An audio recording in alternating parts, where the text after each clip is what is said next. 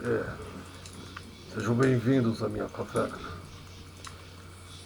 Sou o Ogro Montes, aquela criatura que vocês consideram assustadora e que mora no topo da montanha. Eu devo ser assustador porque, sabe, é o meu trabalho. Tenho que impedir que pessoas indesejadas subam pela trilha da montanha.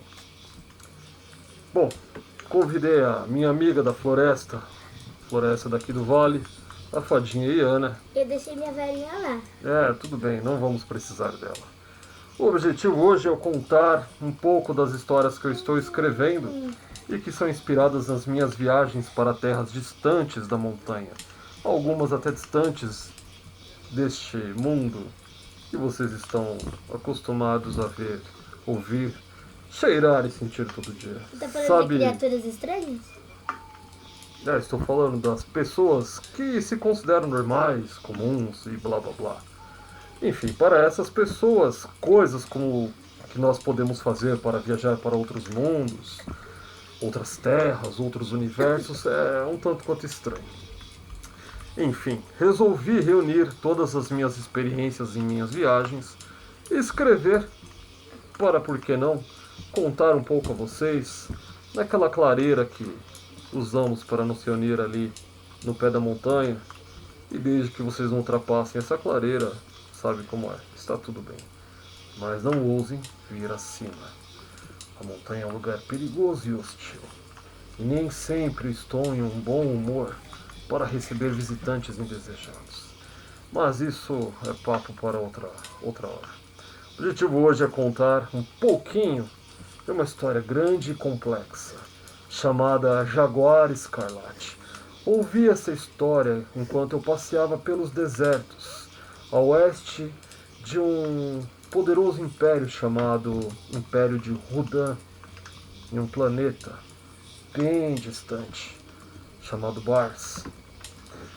Enfim, enquanto eu estava andando pelas dunas do deserto, encontrei um ancião, um sujeito bastante amigável, que me convidou a me juntar a ele. E vou tentar transcrever um pouco aqui para vocês, nas próprias palavras de Asras Heidé, o ancião, o começo desta história que eu quero contar para vocês. Mas que eu ainda não terminei de transcrever, então terão de ter um pouco de paciência. Enfim, comecemos. Olá, nobre visitante. Imagino que esteja chegando de um lugar muito distante. Saiba que a noite aqui neste deserto é tão fria e silenciosa quanto um cadáver tímido. A menos, é claro, que você saiba como quebrar o gelo para dialogar com a noite e preste muita atenção nos suspiros que ecoam na escuridão com um hálito quente e carmesim. Mas talvez você não queira ouvir seus ludibriosos encantos, sob o risco de enlouquecer e se perder para todo sempre, em meio às curvas dessas dunas traiçoeiras que dançam e ondulam como uma miragem, com braços de areia movediça que se fecham lentamente, num abraço apaixonado e mortal. Ao invés disso, aproxime-se de minha fogueira para se esquentar e ouvir uma história em segurança e com conforto, enquanto esperamos a luz da alvorada derramar-se sobre a abóbada celeste novamente. Sente-se e descanse enquanto lhe sirvo água fresca. Mas, se preferir, posso lhe servir uma bebida mais forte, sabe? Como água que passarinho não bebe. A escolha é sua. Nestas bandas, as pessoas tomam um elixir bem forte e amargo. Dizem que os espíritos adoram. Então sempre tenho um pouco a mais comigo para servir as visitas. Quanto a mim, prefiro uma bebida quente de outra natureza. Uma bebida rubra e viva, e que me reconforta e aquece como a vida aqueceria a morte. Também pode servir de minhas parcas provisões, as quais, contudo, compartilho de bom grado. E agora que já se acomodou, deixe-me ver por onde começo. Sabe, já tive muitas formas durante a minha existência. Já fui um jovem rico mercador nômade. Já fui um velho juiz. Já fui um cavaleiro destemido. E já fui um escravo cego. Também já fui uma poderosa senhora de 10.000 escravos Já fui concubina, já fui dançarina e também uma valente mulher soldado. Já fui um escaravelho de vidro negro do tamanho de um camelo e também já fui uma adaga afiada que mergulhou fundo em incontáveis corações quentes e palpitantes. Já fui uma espada valiosa e também um martelo de ferro que não valia nada. Já fui coisas e criaturas cujas formas enlouquecedoras não podem ser compreendidas apenas com uma simples descrição. Tive tantas silhuetas quanto há grãos de areia sob os nossos pés, tanto que já não me recordo qual destes grãos de areia... Peraí, desculpa gente, eu me perdi, acontece. Bom, vamos lá. Tanto que já não me recordo qual destes grãos é a minha forma, é a minha forma original. E chego a duvidar se de fato já tive algo como uma forma original. Apenas a minha senhora poderia responder a esta pergunta, mas como temo a resposta, nunca ousei interpelá-la a este respeito. Estes meus olhos já viram de tudo, e meus ouvidos já ouviram um pouco mais. E de todas as histórias que testemunhei, de todas as canções que já ouvi, há uma em particular que adoro revisitar em meus sonhos. Esta é a história do Jaguar Escarlate. Saiba, ó nobre visitante, que naqueles dias as sombras vagavam pelo mundo, mais intensas do que a memória viva do povo que habita entre Eris e Amirrael é capaz de se lembrar. Em cada canto, as trevas espreitam com olhos sinistros e esfomeados, desejando a carne e o sangue das ovelhas que ingenuamente tentavam se esconder atrás de seus cercados, que prometiam uma falsa proteção. E em meio a este caos, os caçadores se multiplicavam como estrelas no manto tenebroso da noite. São sempre eles, os caçadores, que tentam enfrentar o inimigo além da lógica e da razão, como tochas que se acendem ante as feras selvagens da noite.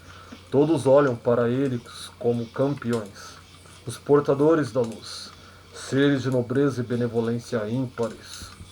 Naquela época, porém, houve um caçador diferente.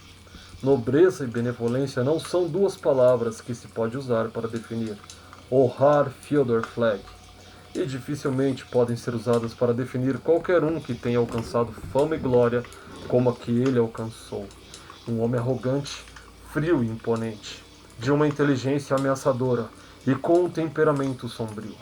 Nunca conheceu a derrota, fosse em um ringue ou no campo de batalha defendendo o poderoso império de Rudan. Estrela do exército da província de Gênova, habitante ilustre da cidadela de Eris, poderia-se dizer que Ohar possuía algum tipo de luz iluminando o seu caminho, e o seu futuro parecia tão glorioso quanto possível a alguém tão bem-sucedido a despeito da tenra idade. No entanto, a palavra luz também não pode ser usada para se referir a este homem ou ao seu caminho. Havia escuridão em Ohar, e por mais que ele aguardasse em seu interior com todas as suas forças, ela era tão grande que acabou chamando para ele uma atenção indesejada. A arrogância faz isso com as pessoas, e as sombras ameaçadoras não são só aquelas que vagam à nossa volta. Há também aquelas que vagam em nossos abismos pessoais, apenas aguardando o momento de se lançarem das profundezas para tomar o controle de nossas ações. A partir deste momento, o glorioso caminho que Ohar trilhava para o futuro desviou-se fatalmente para os recantos mais escuros da noite, tornando-o irremediavelmente mais uma sombra, mais um par de olhos brilhantes e sinistros naquela treva crescente. Mas nem todos os que enfrentam as sombras portam a luz.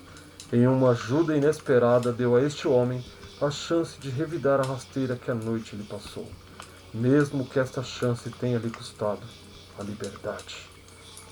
Ohar, a partir de então, a sombra com frio olhar de fogo, ergueu-se contra a escuridão à sua volta.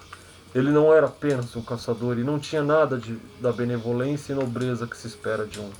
Ele era um assassino, um homem de atitudes frias, poder titânico e uma tenacidade feroz. Uma fera resiliente de gana insaciável, que não media esforços para atingir seus objetivos.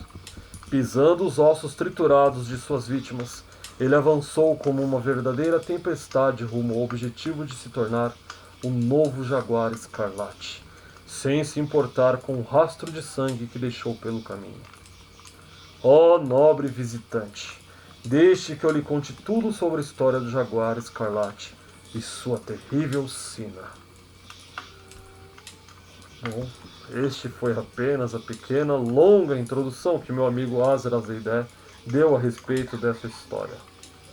Bom, fico por aqui hoje com a história do Jaguar Escarlate. Porém, volto daqui a pouco com uma historinha da nossa pequena fada Iana. É isso aí, seres da montanha. gente. Em té.